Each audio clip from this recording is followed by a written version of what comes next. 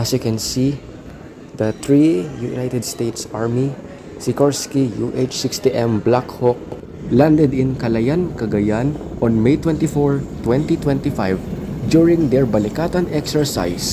When they landed at Calayan Airport, at that time, I think the helicopter will unload or drop the troops. As you can see on those three United States Army helicopters, on their wings, those are the missile weapons in case of fighting to their enemies.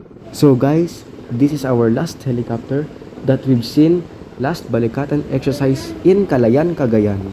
So hey guys, what's up? And this is your CJ Diza again, and today we're gonna have our new vlog. Because in this vlog, we're gonna make United States Army Sikorsky UH60M Blackhawk.